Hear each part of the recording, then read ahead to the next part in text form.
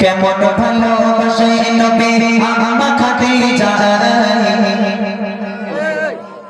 কেমন ভালোবাসে নবী আমার খাদিজা, যে ভালোবাসায় খুশি হতে আল্লাহ দয়াময়, যে ভালোবাসায় খুশি হতে আল্লাহ দয়াময়। কেমন ভালোবাসে নবী আমার খাদিজা, কেমন ভালোবাসে নবী আমার খাদিজা, যে ভালোবাসায় খুশি হতে আল্লাহ দয়াময়, যে ভালোবাসায় খুশি হতে আল্লাহ দয়াময়।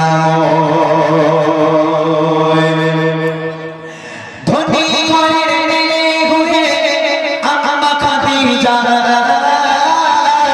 নবীর কাছে এসে বলে বোঝে না, ধনী ঘরের মেয়ে হয়ে আমার খাদিজা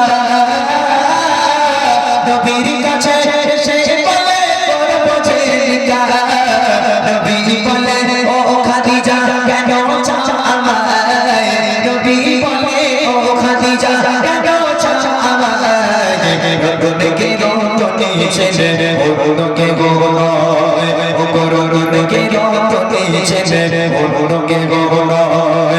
কেমন ভালোবাসে নবী আমার খাদিজা, কেমন ভালোবাসে নবী আমার খাদিজা, যে ভালোবাসায় খুশি হতে আল্লাহ দয়াময়, যে ভালোবাসায় খুশি হতে আল্লাহ দয়াময়। দিনের দাওয়াত দিতে গেলেন নবী, দাঁড়ে দাঁড়ে দাঁড়ে দাঁড়ে ঘুরে দিনের দাওয়াত দিয়ে কোনদিন রাত 12টা, কোনদিন রাত 1টা, কোনদিন রাত 2টো, রাত বেরাত আল্লাহ রাসূল বাড়িতে আসতো। একটা দিনের জন্য দয়ার নবী বাড়িতে এসে দরওয়াজার সামনে দাঁড়িয়ে দরওয়াজায় 2বার নক করার প্রয়োজন হয়নি। রাসূল 12টায় আসুক, 1টায় আসুক আর 2টায় আসুক, বাড়িতে এলো শুধু একবার দরওয়াজার সামনে দাঁড়িয়ে দরওয়াজা একবার টোকা মারতো, সঙ্গে সঙ্গে দরওয়াজা খুলে যেত।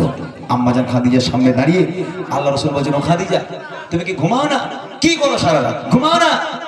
আম্মাজান খাদিজা বলেছিল, হে আল্লাহর পয়গম্বর আপনি যখন বাইরে থাকেন আমি খাদিজা ঘুমোতে পারি না, বড় টেনশন হয়, ভয় হয়, না জানি কাফেরেরা আপনার উপর কোন আক্রমণ করলো কিনা, আপনার কোনো ক্ষতি করে দিল কিনা, এই চিন্তায় আমি খাদিজা সারা রাত ঘুমোতে পারি না। আপনার পথে আপনার অপেক্ষার দরওয়াজার গোড়ায় বসে বসে পথে বসে থাকি আমি। কি ভালোবাসা দেখেন। আমার মায়েরা পারবে এরকম? ছেলে যদি রাত 12টার সময় কাজে থেকে বাড়ি আসে, আল্লাহ রাসূল একবার টোকা মারতো, আর আমাদের ঘরের ভাইরা টোকা মারা দূরের কথা, কিল মেরে ঘুষি মেরে লাথি মেরে দরজা ভেঙে গেল, দরজা ফেটে গেল, আমার মায়েদের ঘুম ভাঙে না, সব জান্নাতে গিয়ে ঘুরে বেড়াচ্ছে। এদিকে আমার সকালবেলা ঘুম থেকে উঠে গল্প করবো না, আমার স্বামী আমার সোনার চাঁদ, কি ভালোটাই না বাসে আমাদের, আহা হা। এদিকে স্বামী ডেকে ডেকে মরে যাচ্ছে, বউর কোনো খোঁজ নেই, কিন্তু আল্লাহ রাসূল একবারই টোকা মারতো। কেমন শিক্ষা নিতে হবে তাদের কাছে থেকে, কবি লিখছে দেখেন, দিনের দাওয়াত দিতে নবী যায় গো দারে দারে, অপেক্ষাতে বসে থাকে পিপি নিজের ঘরে, দিনের দাওয়াত দিতে নবী যায় গো দারে দারে, অপেক্ষাতে বসে থাকে পিপি নিজের ঘরে, দরজা টোকা দেবার সাথে দরজা খুলে যায়, দরজা টোকা দেবার সাথে দরজা খুলে যায়, বিবি বলে আপনি ছাড়া ঘুম নাহি হয়, ও গো বিবি বলে আপনি ছাড়া ঘুম নাহি হয়। কেমন ভালোবাসে নবী আমার খাদিজা, কেমন ভালোবাসে নবী আমার খাদিজা, যে ভালোবাসায় খুশি হতে আল্লাহ দয়াময়, যে ভালোবাসায় খুশি হতে আল্লাহ দয়াময়। পরের দিন আমার বাড়িতে এলো, দরওয়াজায় টোকা মারলো, দরওয়াজা খুলে গেল, আম্মাজান খাদিজার সামনে দাঁড়িয়ে আছে। আল্লাহ রাসূল আম্মাজান খাদিজাকে দেখে হাউমাউ করে কেঁদে উঠেছে। কেন জানেন? আল্লাহ রাসূল দেখছেন খাদিজা দাঁড়িয়ে আছে, আর আম্মাজান খাদিজার জামাটা এখান থেকে এমন ভাবে ছিঁড়ে গেছে, ও জামা সেলাইও করা যাবে না, তাবলিও মারা যাবে না। এই থেকে আল্লাহ রাসূল হাউমাউ করে কেঁদে উঠেছে। আম্মাজান খাদিজা আল্লাহ রাসূলকে তাড়াতাড়ি জড়িয়ে ধরলো, হে আমার স্বামী আপনি কাঁদছেন কেন, আমার দ্বারা কি কোনো বেয়াদবি হলো, কষ্ট পেলে কাঁদছেন কেন? আল্লাহ রাসূল বলছেন, খাদিজা তুমি কোন ঘরের মেয়ে খাদিজা? তোমার আব্বা জানের এত শাহী সম্পত্তি, জায়গা জমি, সোনা দানার মালিক তুমি, সব সোনাদানা গুলো এনে আমি নবী আমার রাস্তায় কোরবানি করে দিলে খাদিজা, আজকে তোমার অবস্থা দেখো, তোমার জামাটা এমন ভাবে ছিঁড়ে গেছে, আমি তোমার স্বামী হয়ে জামা সেলাই করে দিতে পারবো না। ও খাদিজা, আমি তোমাকে ভালো রাখতে পারলাম না। আম্মাজান খাদিজা কাঁদতে কাঁদতে বলেছিল, হে আল্লাহর পয়গম্বর, আমি আপনার কাছে কোনোদিন কষ্ট পাইনি, আলহামদুলিল্লাহ খুব ভালো আছি, তবে জীবনে কিছু চাইনি, তিনটে জিনিস চাইবো, দেবেন? আল্লাহ রাসূল বলছে, বলো খাদিজা তোমার কি চাই বলো। আম্মাজান খাদিজা বলছে, আমার প্রথম নম্বর আবদার, আমি খাদিজা যেদিন ইন্তেকাল হয়ে যাব, যেদিন মারা যাব, দোকান থেকে কাফন কিনে পরালে হবে না, তাহলে আপনার এই জুব্বা, আপনার এই পিরান আমাকে কাফন করে দিতে হবে। দ্বিতীয় নম্বর আবদার, আমি খাদিজা যখন আমাকে কবরে শোয়ানো হবে, কবরে শোয়ানোর আগে আপনি নিজে কবরে নামবেন, কবরের চারপাশটা একবার হাঁটবেন, কারণ আমি খাদিজা কবরের আযাবের ভয় পাই। কবর যদি আমাকে আযাব দেয়, আপনার পায়ে ছাপ থাকলে কবর আমাকে আযাব দেওয়ার সাহস পাবে না। আর তৃতীয় নম্বর আবদার, মুনকার নেকির ফারিস্তারা যতক্ষণ আমার সওয়ালের জবাব না করবে, আমার কবরের ধারে বসে থাকতে হবে, বাড়ি যেতে পারবেন না। এই তিনটা আবদার রাখবেন। আল্লাহ রাসূল বলল, খাদিজা তিনটা আবদার কবুল করলাম, তোমার তিনটা আবদার আমি রাখবো। একটা বার বলেন তো আমার মায়েরা, আপনারা কোনদিন স্বামীর কাছে এরকম আবদার করেছেন? কেউ কোনোদিন করেছে আমার মায়েরা, যে দেখো আমি মরে গেলে একটু জুম্মার দিনকে একটু জিয়ারত করো, একটু ইমাম মুয়াজ্জিনের দাওয়াত করে খাইও, একটু খতম বক্সে দিও, একটু ফকির মিসকিন বাচ্চাদের একটু খাইও, গ্রামের মানুষকে খাইও? আমার মায়েরা কোনোদিন আবদার করে? ওই সব না, বলে এই দেখো এতদিন বিয়ে হলে একবার দীঘায় নিয়ে যাবে, একটু বকখালি যাবে, আমার মায়েদের আবদার এরকম। কিন্তু আম্মা জান খাদিজা স্বামীর কাছে কি আবদার করেছিল, কবি লিখছে দেখেন, বিবি বলে গো স্বামী মরণের পরে কবর শোয়াবেন আমায় জুব্বা কাফন করে, কবরের চারিপাশে ঘুরবেন কেটে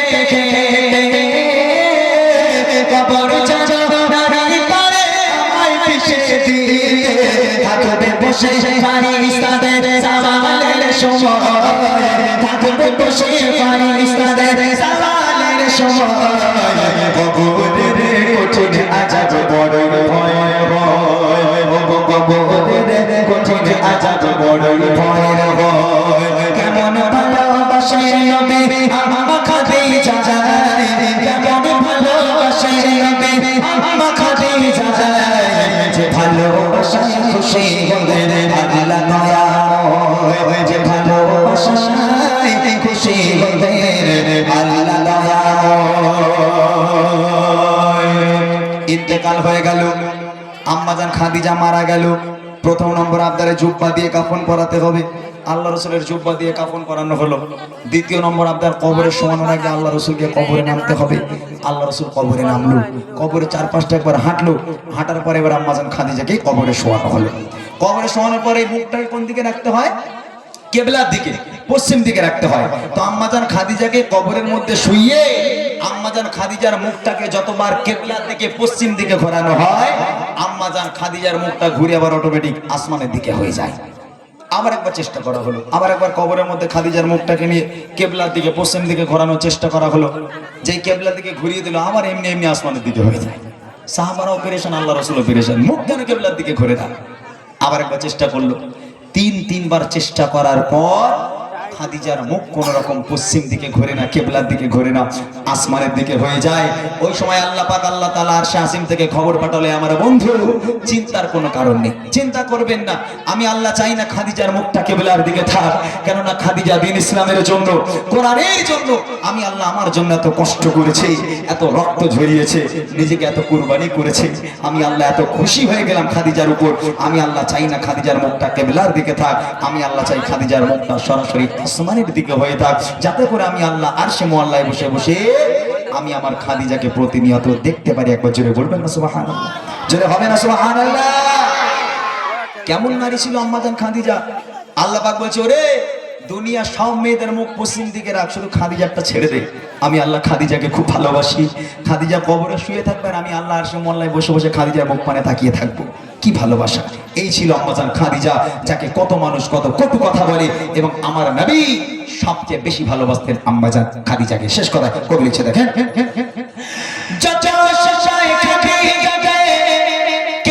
আল্লাহ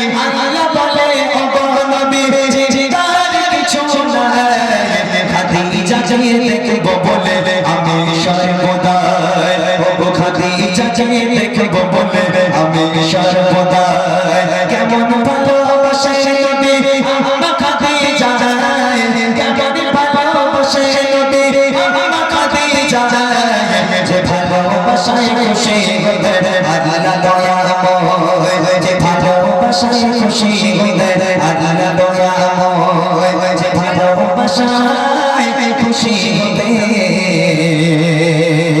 আল্লাহ দয়াময়। কিছু গজল শোনালাম,